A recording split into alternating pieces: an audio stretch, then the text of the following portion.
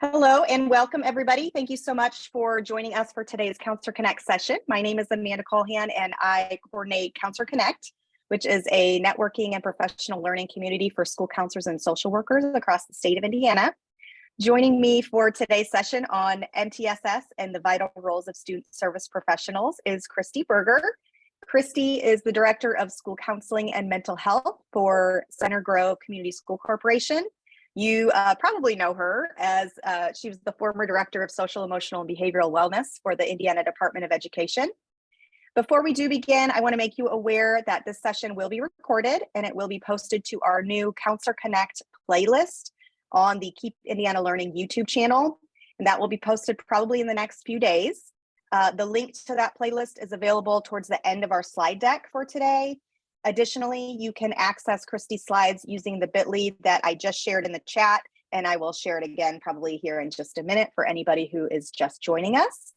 If you do have any questions for Christy during the session, please feel free to add those into the chat. I will be monitoring those and Christy will be responding accordingly. And Christy, thank you again for being here, and I'm going to go ahead and hand it over to you to get us started. Thank you. Awesome. Thanks, Amanda.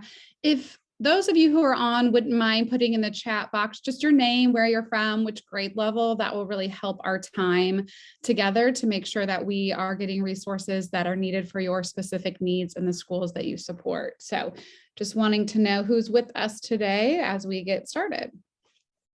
Thanks, Erica, for being here. Ashley, 7th grade. Wonderful. So we have middle school, we have some elementary with us, high school. So it looks like we have all of the levels here, which is great. The material that was presented today really should support at any level. Things may have to be adjusted based on developmental needs, which you all know that as well. So just happy that you are here to learn with us today. So we're going to increase our knowledge about the MTSS multi-tiered systems of support framework. We're going to talk about the roles our student service personnel play. And when I talk about our student service personnel, I'm really focusing on our school counselors, our school social workers, and our school psychologists. I know a lot of times people also bring in their school nurses, behavior coaches, and other partners in that student service area, but I'm really going to focus today in on our school counselors, school social workers, and our school psychologists. And then we're going to talk about some potential applications for you all as you move forward with this work in your school and or within your district. One of the first and most important roles I think a school student service personnel plays is the awareness on what is MTSS. So we're going to play a little game together talking about fact and fib, and you may know all of this information, but part of my reason in sharing this is as you're sharing with your teachers or your administration, and you're just sharing what MTSS is, you could take these slides and do this with them as well. And so let's look at the first question. And I did put in the chat, I would like for you to put a 1 if you believe that this is a fact, or a 2 if you believe this is a fib. So MTSS only addresses our students' academic performance. Is this a fact or is this a fib? All right, easy one. This is a fib, right? Our MTSS framework really is that holistic approach for when we're supporting our students. So we're looking at academics, of course, but we're also looking at the behavior, the social emotional needs, and the mental health needs, in addition to the college and career readiness of our students. Number 2, providing EL, so our English language learners or special education accommodations to students is an example of a tier 2 intervention. Is that a fact or a fib? Tier 2 intervention for our special ed or ENL or ESL. Okay, so we have some facts and some fibs. This is a hard one, and I think it depends a lot on your system and how that's set up. Truly, providing these accommodations are specific to that student's needs, and so that can be seen as a tier 3 because it's very specific to each student, but it can also be seen as a tier 2 because we know a percentage of our students need that additional support, and so that's a little bit of a trick. It could be a fact or a fib depending on the system in your school. The next one, MTSS is something students must go through to delay evaluation for special education. I heard this a lot when I was in the field at the elementary and middle school level. Right. So this is a fib. We are not delaying the evaluation process, but we are being sure that we're following Article 7, in addition to making sure that we are seeing if our students respond to intervention. When it's made aware to us that core is not supporting our students, then we need to look at what additional interventions we can put into place. And if we see students respond to that, that means that they can progress forward. That does not mean that they then qualify for special education or other services. MTSS puts a great emphasis on prevention as opposed to intervention. Is that a fact or a fib? Fact is a 1 and fib is a 2. Correct. So one of the things I love most about MTSS is it really focuses in on that prevention, and it helps bring our attention to that core instruction. So whether that's core for academics, behavior, your SEL, your mental health needs, or college and career, if your core is not strong, right, if that prevention's not strong, then we are going to see higher numbers in tier 2 and tier 3 of students needing those additional supports. So it is very much so focused on prevention. The last one, progress should be monitored frequently, at least monthly, but ideally weekly or bi-weekly. This is for when students are in an intervention. Yes, definitely a fact. And I think that the schools I've worked in, we do this really well with our academic interventions. Most of our districts have maybe an online way to do that. We maybe have an RTI or an MTSS interventionist who's tracking that data. Sometimes our school psychs do that. But when we're really looking at those social, emotional, mental health needs, and even college and career, it's hard to kind of monitor that unless we have a really robust system in place. And so we'll talk a little bit on ways to do that. So again, that first and most important role that you all play is that awareness around what MTSS is. And so that is just a way to kind of bring in those pieces for your staff and just for your own clarification as well. The second role I really think is clarifying to your staff, to your families, and to your students what an MTSS framework should look like. So as Amanda shared earlier, I previously worked at the Department of Education, and part of my role was to lead our MTSS rollout for districts. When I was there, that MTSS was a part of our ESSA plan, which meant that we really believed that a multi-tiered system support framework really was the best way to come around our students and that whole child approach. And one of the things we heard over and over was, how is this different than RTI? How is this different than PBIS or social emotional learning? And so we made kind of a quick glance at what is similar between all of them, because I think you all know as well as I do in education, there tends to be this up and down of new trends, of new approaches, right? And so for our teachers and people who've been there for several years, sometimes they're like, well, I just kind of want to ride this out until the next trend comes. But we really wanted to show with this visual how MTSS really is encompassing all of those pieces that you may have in place. I think in my district specifically, we are very married to the language of RTI. And then we also use the language of SST, Student Support Team. So if I would have come in last year when I started in this role and said, hey, we're starting over, we're using MTSS, that could have really been off-putting to people. But really sharing this visual, I think, helps us to see if we're using and we're approaching from an MTSS framework, we are also hitting those different categories as well. And here's how they look. So I just really love this visual. I think it does a good job of laying that out for you and lays out to all of the stakeholders in the school around what an MTSS framework should look like. In addition to that, when I was at the department, we had created this visual, and I would share with school districts and a variety of people about this visual. And what I would really share with them is I want them to see that it's rooted in PBIS, RTI, SEL, and then, like I said, our state ESSA plan. Again, we don't want you to get rid of things that are working. So if things are working, please keep continually doing that. But really wanted to narrow in on the focus of that and how this work is rooted in that space. I also wanted to highlight the environment and how important that is. I know a lot of our buildings are working really strongly with culture and climate of our buildings. And so how does it feel to be a student in your building? How does it feel to be an educator, a parent? What does that look like and how does that feel? And again, that's a part of that holistic approach to supporting our students. And then the RTI triangle, which I think a lot of us feel most comfortable with, but that new addition of social emotional. I know when I spent the 6 years that I was at elementary level, we were really focused on behaviors and academics, and we had not really pulled in that social emotional piece. And so that's been new, to be intentional in that work for our district here. And so again, just like the visual, that MTSS is that overarching framework. So whether you call it RTI, whether you call it SST, as long as you can say, yes, we have tiered supports for our students in behavior, academic needs, social emotional needs, and college and career needs, then you really are focusing from that MTSS framework, which is best for students. Kind of explained this, that our MTSS, really just thinking about what is an MTSS framework. We're focusing on those research and evidence-based interventions to support all of our students, right? Making sure that all students are identified and supported. We're looking at academic growth, academic achievement, behavior, social, emotional needs, and it really helps to really look at each individual student and make sure that they are receiving the support that they need. And so that second role is really being clarifying what MTSS is, what that looks like in your school, what that language might look like. And then we move on to what are the school-wide interventions? So I would love in the chat if you all could say, yes, our school wide interventions have been established for academics, behavior, college career, SEL, or no, they're not, and we're working on those.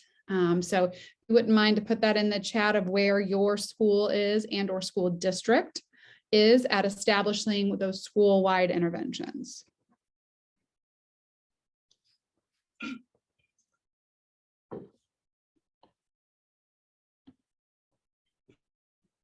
There is no wrong or right answer. No, we have some no's. Yep. Working on establishing academics. We're still working on behaviors. Yes. And that's really honestly what we tend to see across the state, is really that we are strong in some spaces and then we have some spaces to grow. And so as Amanda shared, I previously worked at the Department of Education and came back to Center Grove Schools, where I had spent time as an elementary school social worker and then a middle school counselor. And I've been in this role for about 1.5 years now. And one of the first things I did was to sit down with my team, and my team exists of 26 school counselors and social workers. And I asked, what do we have? Like, what do you all look and see in the area of social emotional learning and mental health, right? That was our main focus. What do you see that we have? And we also defined that by levels. So you'll see here, as a district, this was kind of a list that we came up with of things that we provide for all of our students, for some of our students, and for a few of our students. You will note that in our policies and procedures for tier 2 and tier 3, we require parent permission or notification. So if we are pulling a student for a small group, or we're meeting with students one-on-one more than just a crisis situation, we get that parent permission. We also have a lot of student to student mentor programs, and also same with adult to student mentor mentee programs. And so for that information, we get parent permission. I will say one of the things in doing this and really asking our team was we were all over the board. There's 10 schools here in our district and 6 elementaries, and every elementary had something different, which can be really confusing for our families and for our kids when they move from school to school. And so we've really worked hard on what are some things that we can hone in that are district-wide. And then of course, you're gonna have things that are school specific, but what are those things that we can really focus in that's district, and we're all doing similarly, and then having some of your ownership in your own place. So we noticed really quickly, we had those listed tiered interventions for all of our academics. That was pretty clear. That was pretty strong what that looked like, somewhat behavior, and we did not have that for SEL and mental health. So this was our starting point. And this is also kind of where we're going to focus in on today, knowing that most of you on this call, this is where you support. And so thinking about that and just thinking about the visual, I want to do another real quick check-in. And I just want you to tell me where you feel like you are in understanding the role that you play in your MTSS program. So that might be school specific. I saw somebody in the chat is over 3 different schools. So their role could look really different because they're not at the same school every day. So if you are, yes, I know 100% what my understanding and role is in the MTSS framework at my school, you'll put an A. B is like, some days maybe I know, some days I just really do not know.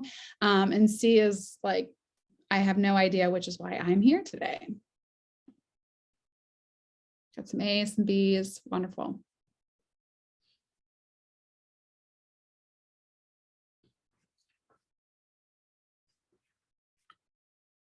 Great.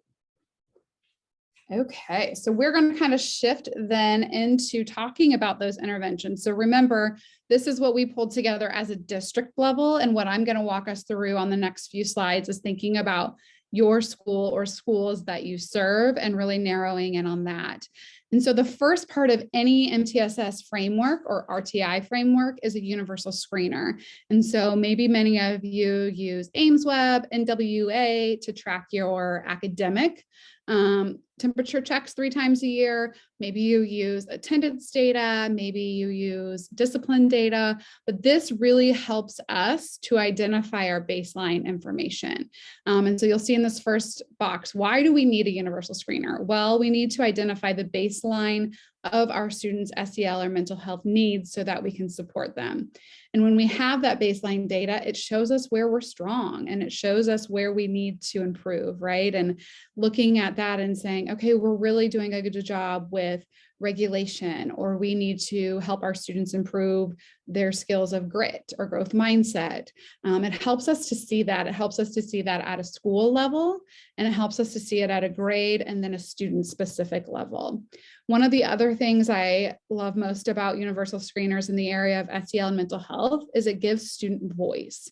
Many times we make the decisions for our students, meaning we kind of guess or we hear in our office that this is a concern, but we're not hearing from every kid. And so I really encourage you to advocate for a universal screener because that really helps with that student voice. And so that's why we need the data. And then moving into your role, I just said that, is we need to advocate. We need to have more than just academic universal screeners. Some people use culture and climate surveys with their students and with their parents. That's wonderful data. How are you then using that in your MTSS framework, I would wonder. This data also helps to drive your work, and it really helps to increase communication between home, school, with your students and with your classroom teachers. Some possible options are Panorama. You might do your own. So maybe you're really focusing on employability skills. So you're going to create your own Google form. The DESA Mini is used in some districts around Indiana.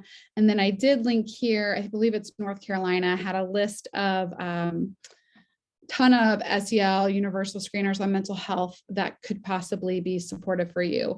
I will say currently in our district, we use Panorama. So we use that K-12 and we look at the areas of regulation, classroom effort, and grit. And so when we look at that data as a team, it helps us to really drive our work of what types of lessons need to be created, small groups, etc. A fun fact about Panorama is if you get on their website, they publish all of their different categories and their different questions, and they're free for anyone to use. Now, obviously, the benefit of buying the platform is you have the technology. It helps norm the data for you so you can identify which students are an area of concern and which students are doing fine with core instruction. But I know a lot of schools have looked at that, pulling some questions from the Panorama survey that is really specific to the goals of their programming and shared that in their own Google form. So I just wanted to make sure that you all were aware of that. Does anybody on the call use a universal screener? If so, would you mind putting that in the chat and letting us know if you like that or if you've seen a benefit for that?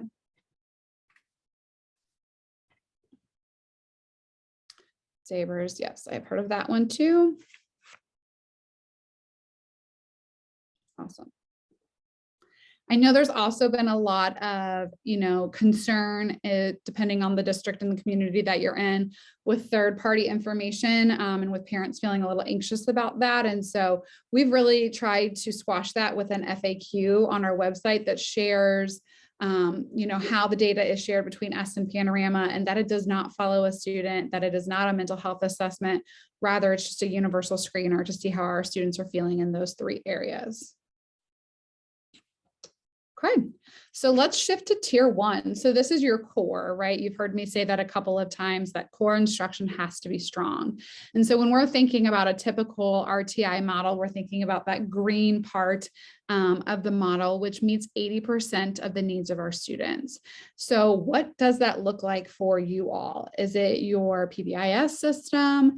Is it you use responsive classroom? Is it you use trauma-informed practices? But what is it that you do school-wide to support the social emotional needs of the students in your space? And that's considered your tier 1. And the role that you all play, is to implement that. So it might be with a committee. I know a lot of our school counselors and school social workers are a part of our PBIS committee, and they really help in that voice, but they also help in that implementation of that. And it looks like an instruction in our space, it looks like classroom lessons. So at our elementary, we have a couple different things that we do, but we have a full-time school counselor or social worker in each building, and they do 4 different classroom lessons throughout the school year in every classroom. In addition to that, we last year created a social emotional learning special rotation. So our students twice a month get explicit instruction for SEL. So they get about 40-45 minutes, which we all know is not enough. So that's why we need to supplement with the other programming that we provide, but they attend that just as they would attend gym or music. And that information is all on our website of what our lessons look like. Other instruction, second steps, that might be the SEL curriculum that you use. That's a pretty popular one across our state, in addition to zones of regulation. I know a lot of people use zones of regulation for that elementary. Leader in Me, really important. Botman life skills. Yep. Appreciate you all sharing. It's helpful for us to know from one another. And then also thinking of that tier 1, as we have seen our state really shift to the employability skills. Hopefully you're aware that there is a new GPS dashboard that the state will be rolling out. And we as schools will have to show our students being proficient in some of these skills. And a couple of the skills that they've identified are work ethic, communication, and collaboration. And those are SEL skills, right? So how are we teaching that? What does that look like? And again, how can we show that they're proficient? So thinking about that with your universal screener and data collection. So tier 1, that core, it should be 80% of your students are receiving, 100% of your students are receiving that, but 80% of your students are responding appropriately to that and do not need additional instruction. So then if we move on to tier 2, this is when we're focusing on that smaller group of our students. And one of the things that I think was a really big misconception when RTI started many years ago was, okay, our students now just need to go to tier 2, which usually is in a different classroom. Maybe they go to a title teacher, maybe they go to a study hall and get some of that reteaching of that material, which is important. But we need to make sure that it's in addition to tier 1. So they need to be getting that core instruction in addition to that tier 2 instruction. And so you all as student services personnel, that is providing that short intervention 4 to 8 weeks. So whether that's a group that you're meeting with students and you're doing pre and post test and you're following and tracking their information there, it's that 4 to 8 weeks. We make a decision. Have we seen progress? Have we not seen progress? And then we switch our interventions. Some do 4 to 6 weeks. It's really just dependent on what works best in your space. So some options for that is small group, using some small group curriculum to teach that, doing a check and connect with students, that mentoring program, 2 by 10. That's one of my oldie but goodies where you find 2 kids in your class that are really struggling. And for 10 days straight, those teachers really are intentional about making connections and relationships with those students to help with that sense of belonging for kids at school. Check in, check out, and then restorative circles are really some options that are being used across our state as some tier 2 interventions. And I did notice I think we're good on time. So I'm going to click over really quick. Amanda listed in here where we put out for all of our families to increase transparency, our SEL lessons. Amanda, are you seeing the screen now? I see I'm seeing your tier 2 slide still. You may need to stop. Yeah, let me switch over really quick. Sorry about that. We also have a question in the chat, Okay. which is what is 2 by 10? Perfect. I will share that in 1 second. So if you go onto our website, you will go to academics. You can hit school counseling and mental health. That'll bring you to our page. And we click on social emotional learning. And this is where you will see for our students grades K through 5. As I shared, they get twice a month of that explicit instruction. So all of our lessons that they receive all year are here. And our team did create those. Our community had some concerns about curriculum and wanted it to be more so of a homegrown approach. So you'll see those for grades K through 5. And then this year, we've also started to build out what our grades 6 through 8 look like. And so this is done in our homeroom. We have homeroom every morning. Our teachers are the ones who teach this instruction, but our counseling staff is the one who makes the actual lesson. So you'll see what those lessons, learning about empathy, Go College Week, bullying prevention, boundaries, and red ribbon. So you'll see what those lessons look like for 6, 7, and 8. So if you're kind of looking for a place to start, here's a good resource. So the 2 by 10, which is what I think was in the chat, is a lot of times we have students who have a hard time creating relationships and making connections at school. And so what we ask teachers, student service personnel, even principals, if they're really working hard to make a relationship with that kid, you usually says, for 10 full days, so 10 school days, you set aside 2 minutes to talk to that kid one-on-one about something that is not school related. So tell me your favorite sport, tell me your favorite music. And it's the adult reaching out to the kid. Sometimes it's super awkward at the beginning, but we tell teachers, keep going, keep trying to make that connection. And research has shown that just those intentional 2 minutes for 10 days, school days in a row, we really see an increase in that relationship, that connection and belongingness to school. So that's a technique that's been around for a while. And I think I've seen it work wonders. I've seen it not work with certain personnel. And so we just switch the adult and try a different adult, right? And really, how can we connect with that student? Great question. Okay, so shifting to tier 3. So many times we think of this as our students who receive special education services, possibly ENL services, but a lot of models will tell you that's actually tier 4, that we should try some of these stronger interventions before we would get to that special education referral. I will say currently in our district, tier 3 does tend to look more like a referral to special education or school-based services. So that tier 3, again, is for that 5% of your students, right? And I think it's really important to have these percentages on here, because if you are having 10 to 15% of your kids need tier 3 support, that's telling you there's a core concern that school-wide instruction is not being as successful as you had hoped, and you need to revisit that. That is the same for academics as it is with mental health and SEL. So again, this data helps us to identify those students who need additional support, but they also need support from tier 1, tier 2, and tier 3. So a lot of times people will say, how do I do that, right? Where's the time? How do I figure that out? And I think, they're getting that core instruction, hopefully by their classroom teachers, hopefully by your classroom lessons. I know some people use Naviance as their method to provide some of that instruction at the older ages. And then maybe you're doing small groups with them and finding times to meet one-on-one, in addition to that, to reflect on specific skills you're teaching. And so again, your role here for tier 3 is that one-on-one and that referrals to outside sources. So we kind of have a rule of thumb in our district where at our middle school and our high school, we have school counselors and we have school social workers. So I'm going to talk about just our middle school. We have 2 counselors and we have a school social worker. And so if our school counselors are seeing a student about a mental health or an SEL concern weekly, right? So that student's coming down weekly with that same concern. They then refer that student to our school social worker, which we at middle school and high school, that's a tier 2 for us. And then once that social worker is seeing that kid maybe multiple times a day or multiple times a week, we are then referring on to our community mental health partners.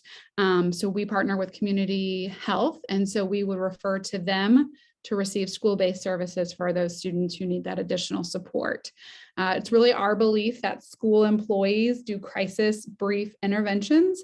And so if our students need ongoing treatment, that truly should be a referral to the community health partners that you may have.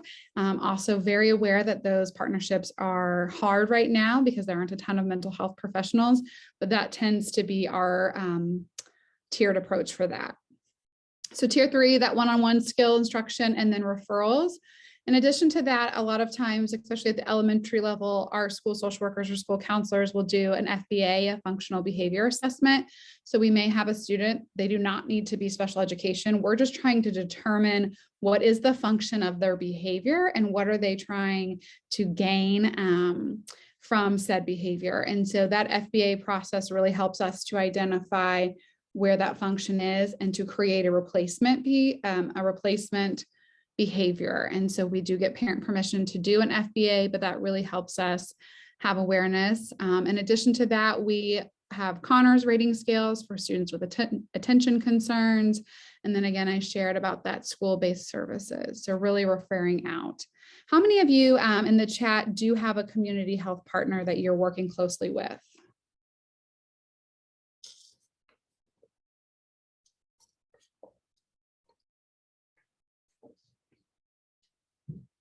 Does anybody work with Adult and Child, Centerstone, any community health partners? I know in some of our rural communities, that's really hard. And so possibly you have a connection with somebody that can provide telehealth support, but that tends to be a Bowen Center. Yeah, that 6-month wait list. We are hearing that too. One of the things I will recommend, if you're so lucky to have interns, we depend on our interns a lot, is we have a Johnson County, that's where our school is. We have a Johnson County referral list of possible counselors in the area. And we had an intern call each one and say, are you accepting new patients or what's your wait list?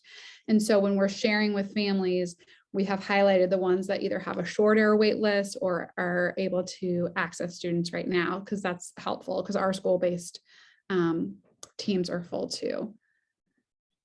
So I just really encourage you to sit down with your team, whether that's your admin, whatever that team looks like, and be able to identify what the school-specific interventions are. And then in addition to that, ask your teachers. I think that was one of the really surprising thing for our team. So our admin teams work really closely with our our student service personnel, and they were all aware of a variety of resources. But when they asked a classroom teacher, the classroom teachers weren't aware. So how can they refer or ask out for some of those supports unless that's identified for them? And I would also encourage you to fill this out. I have, when we get to the end, I have a blank one, and I would have you fill it out as a staff and then hand it to all of them so they have it in their classrooms, so they're aware of what are some of those different interventions and supports that they can use in all of the areas, not just academics.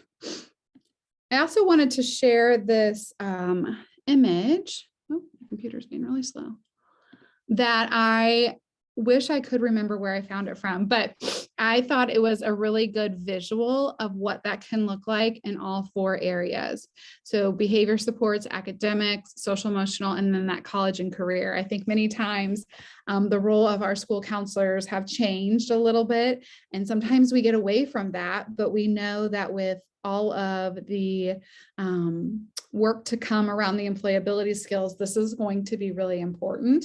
And so thinking even about that in a tiered approach, I know that our team is not to that point yet. We're working to really fill out, we've got our core down, but how do we support those kids at tier 2 and tier 3 at our high school when we're thinking about what are their next steps when they leave their space? So I thought this was a great visual. This is not mine. So I just wanted to claim that, but I thought it was a good starting point if you're looking at how you can build that out for your school. Before I move on, I've been talking a lot. Any questions about different tiered supports? Anybody have a intervention or core instruction that they think works really well in their space?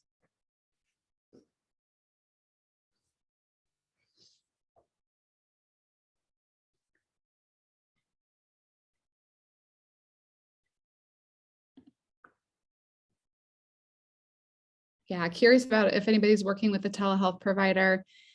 I can speak to when I was at the state, we worked closely with Perry Central Schools, which is a very southern district and a very small rural district.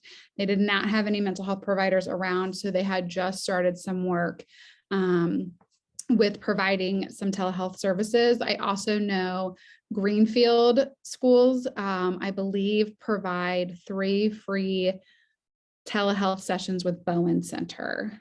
So I could get some name connections there if people need it. Are we able to advocate to outside agencies? So I think part of our role as student service personnel is to always advocate. I think sometimes when we're advocating for outside of school services, though, that can get a little tricky or get us possibly in a situation where then are we being asked to pay for said services. So I would really just encourage you, if you have families who you know are on the wait list, to give them the material. Take this to your doctor that shows we are doing a referral. I know we use the Columbia screener here for our students that have suicidal thoughts. And whenever we send a student to, or recommend that a student go to have an evaluation at one of our local hospitals, we send the hard copy with the family.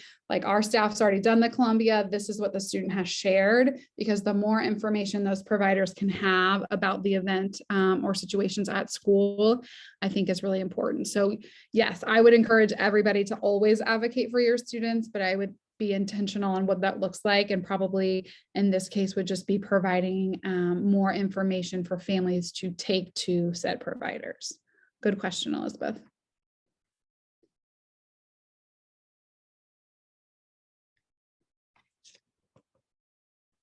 So before we get into barriers, I just like to highlight what are some effective interventions. As I said earlier, with MTSS just as a whole, I think a lot of times in education, things come in cycles, right? So we're trying a new strategy, we're trying a new intervention, and then we're switching up.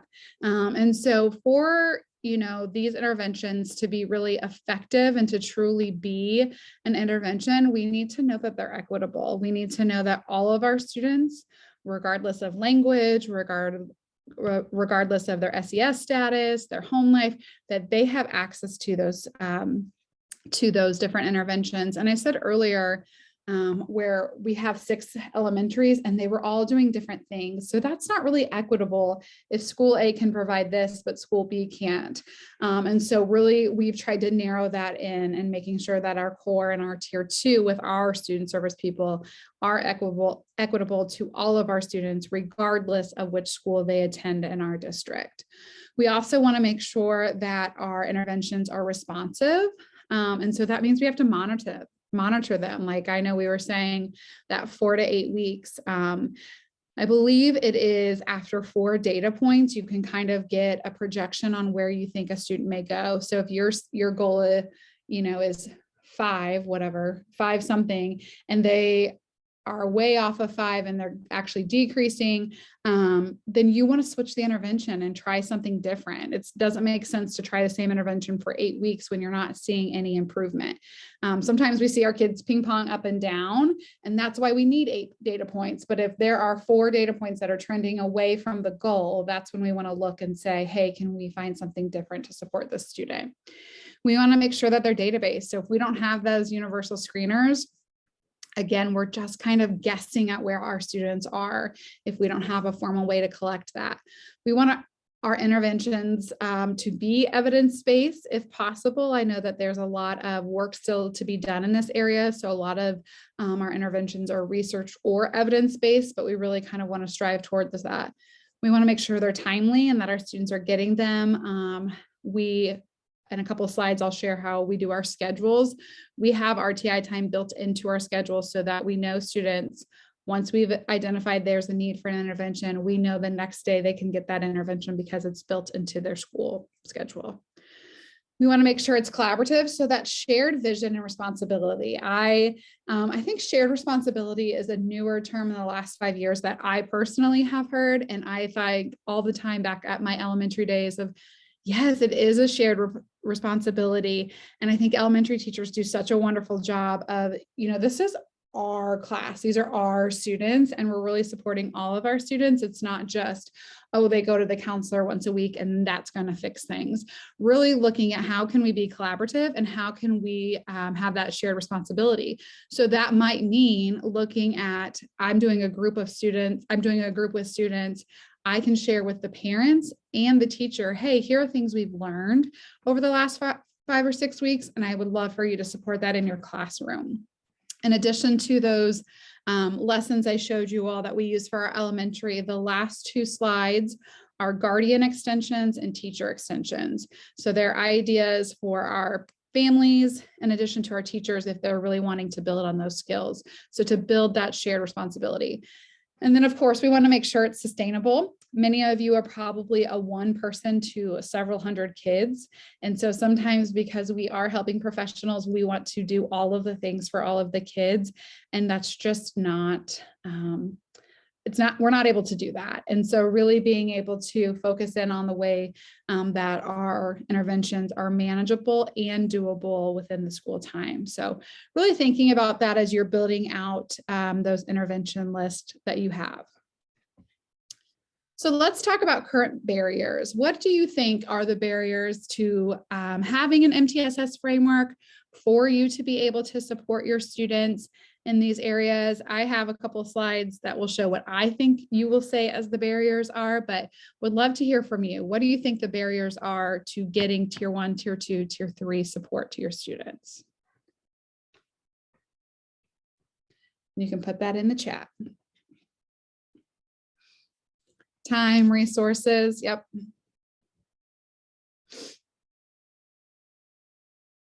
Oh, look at that. Ashley and Andrea said the same thing, time and resources. Quality interventions. High needs, yeah. I think especially this past year, I think at least in our space, we were really hopeful, like, okay, the pandemic's behind us, we're ready to go. But our behaviors have been so high, and it definitely feels as though we are always in crisis mode and have not been able to be in that proactive preventative mode, which doesn't feel good to any of us. And so, yes, we are definitely feeling that. Support from other staff, first year counselor. Yes, Elizabeth, bless you. First years are tough, but if you can do it this year, you'll got it. Okay, let's look at some of the things that I tend to hear over and over in my buildings and when I was working at the state level is that time. When do I do this? Wonderful. You think I should do tiered interventions for all of my students, but my students who need mental health or social emotional need also need math and reading interventions, right? It always tends to work out that way, that our students need all of the interventions. And so I know this is really small probably for you all, but when Amanda shared the slides, hopefully you could see it better. But I wanted to put up an example for you all. We revisited our minutes this year. And so you'll see the K1 and 2-5 meetings, and that community building time That is, again, our tier 1. That's our core. That's our time for our teachers to come around, build community with students, build connections and relationships with students.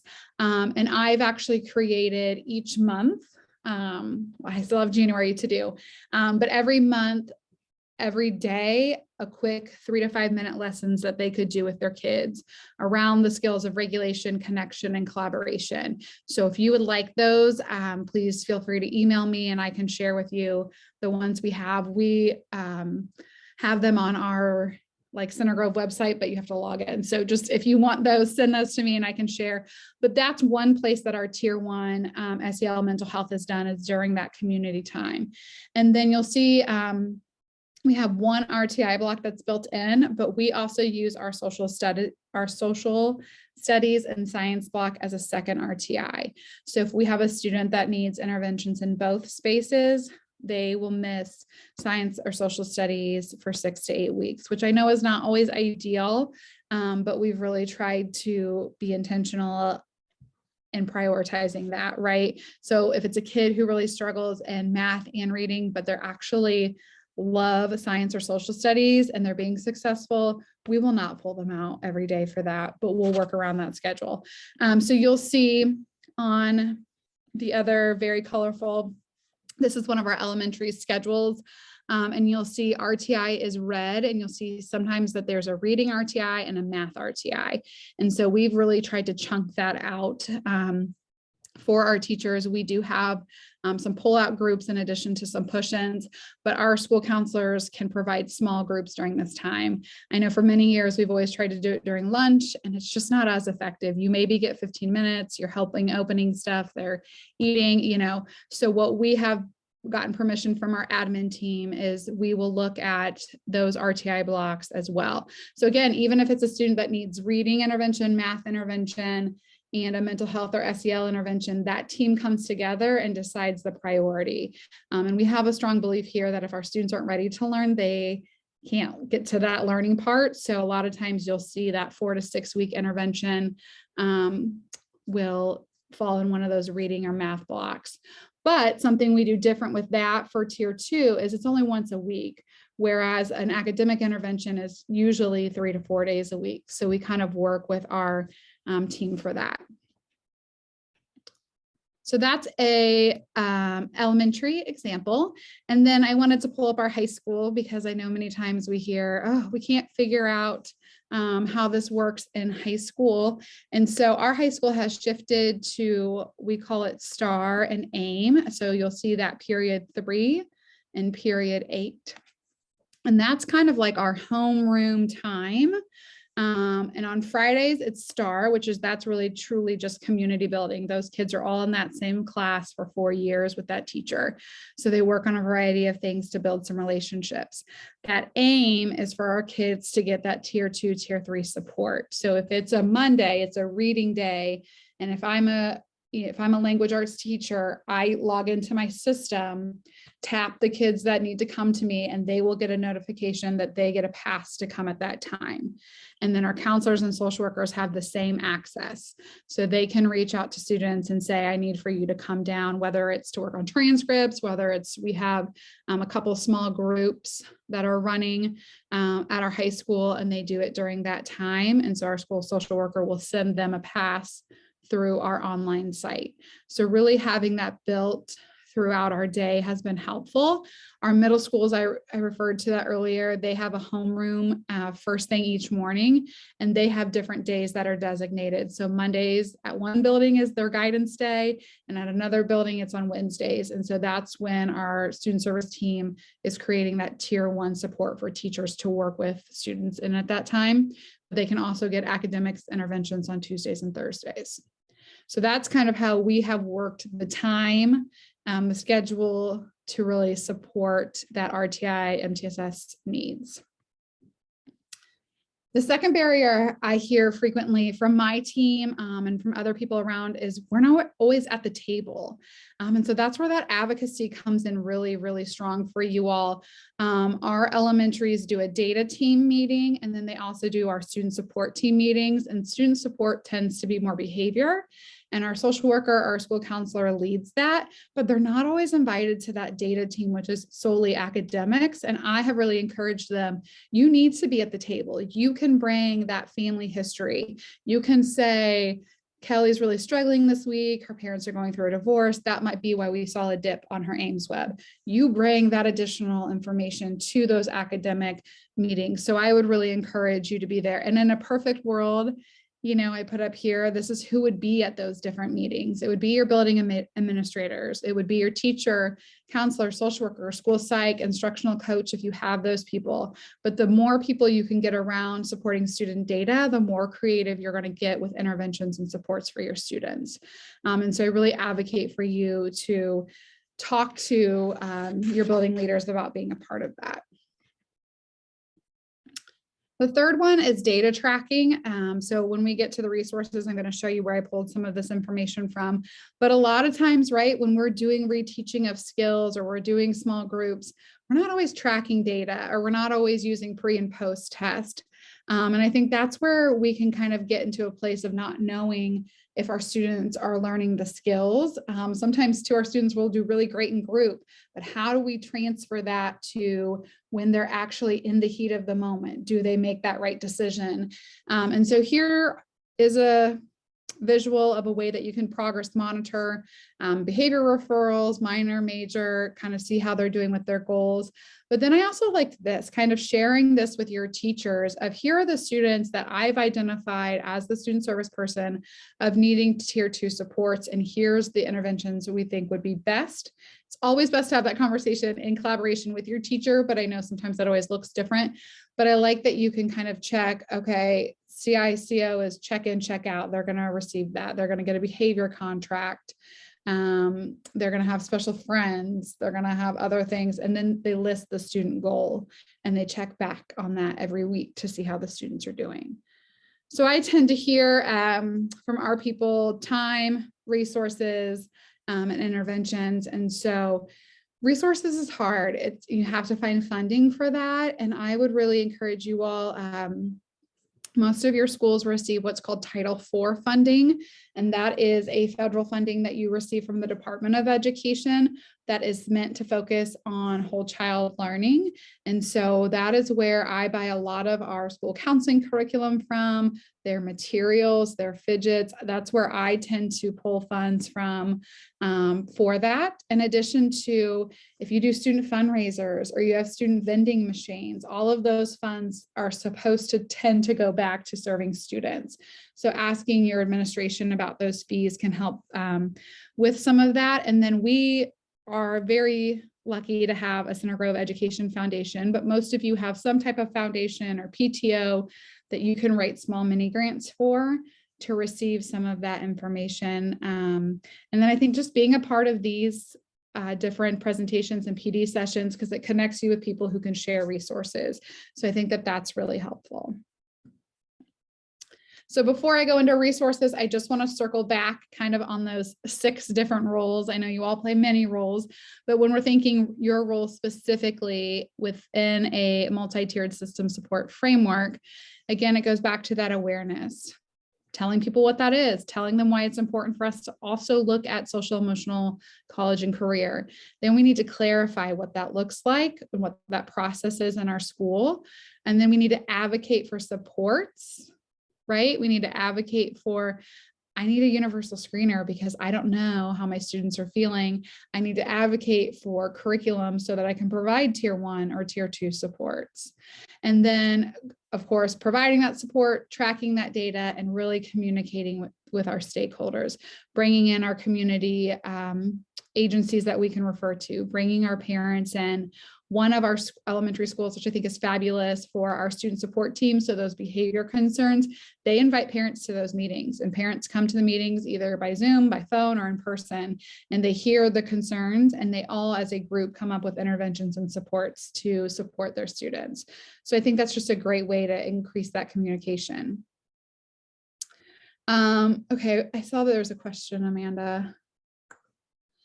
Do you have any data to support polling for individuals or groups thinking about teacher buy-in if students miss that time?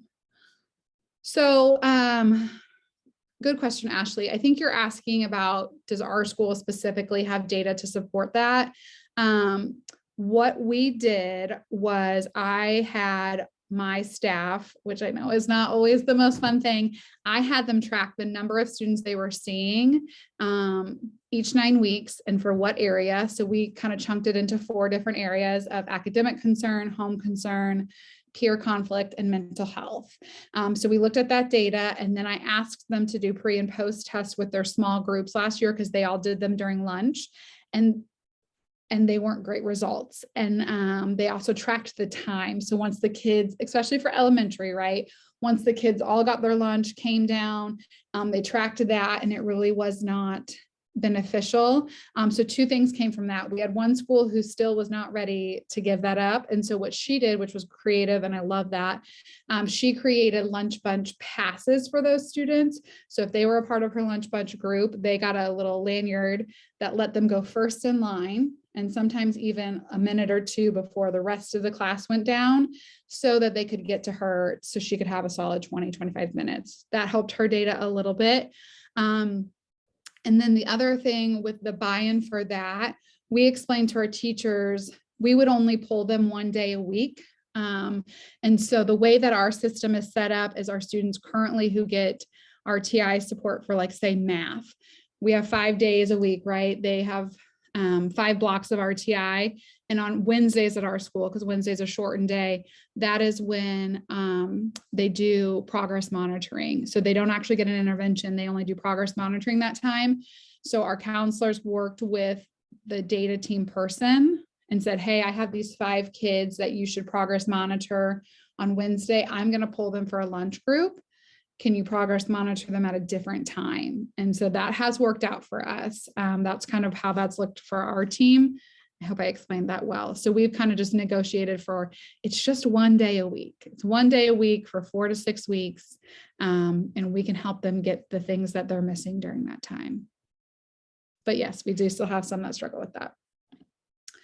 I think we've been really kind of sharing in the chat, but anything that you noticed today or wondering about your current MTSS, RTI, PBIS system that you're hoping to really dig in on, change, maybe reevaluate, I would love for you to put any of those ideas in the chat.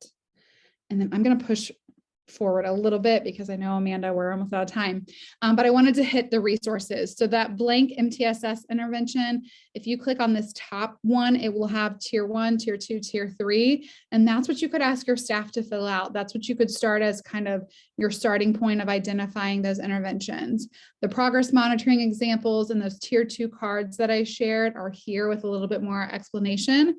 This behavior solution book and RTI at work pyramid, these have been, we use Solution Tree for our PLC process, and these 2 books have been really helpful for our team to find different ways to track for behavior and SEL. The Panorama MTSS guide is a good one. And then Keep Indiana Learning has several different PD guides that they use. And I felt like the calming ones are really working on regulation with your kids and your teachers.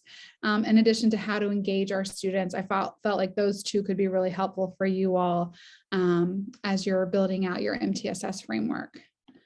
So I left us with 3 minutes. Sorry about that, Amanda. Time got ahead of us. And just wanted to open it up for questions for anyone who might have questions for myself or just the team in general.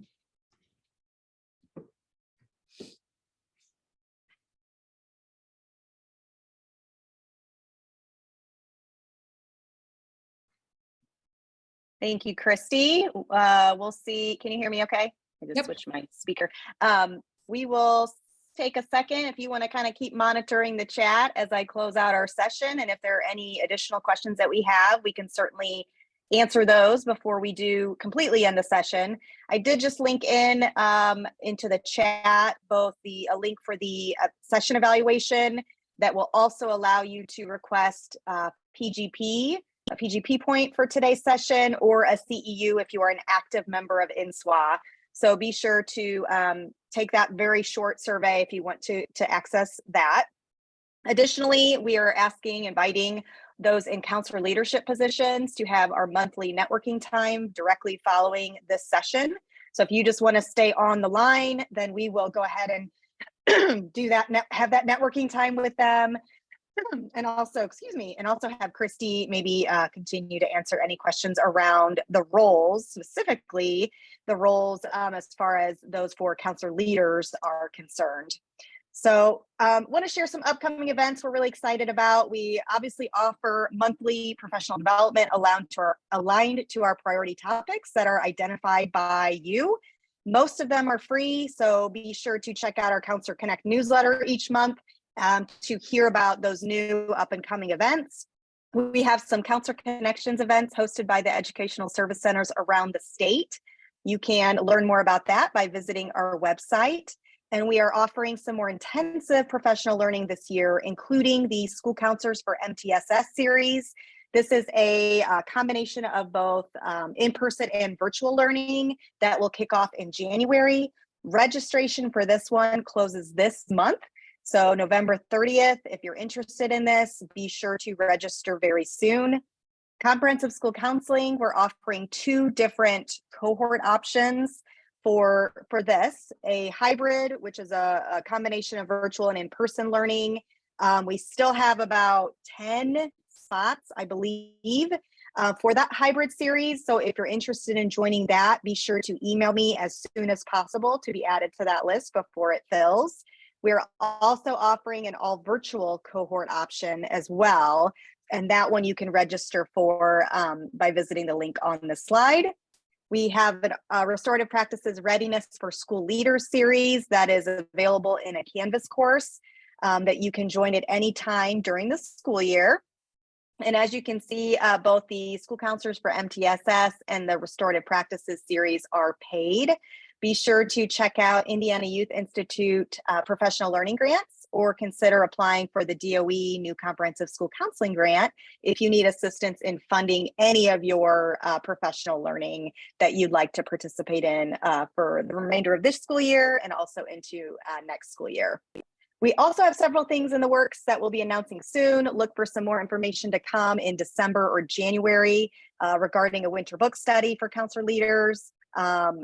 Also a few in-person trainings that we're going to be offering this spring in Indianapolis, podcast episodes and DIY guides and new blogs. So make sure to subscribe to the newsletter so you can make sure to stay current on what's coming and what's happening.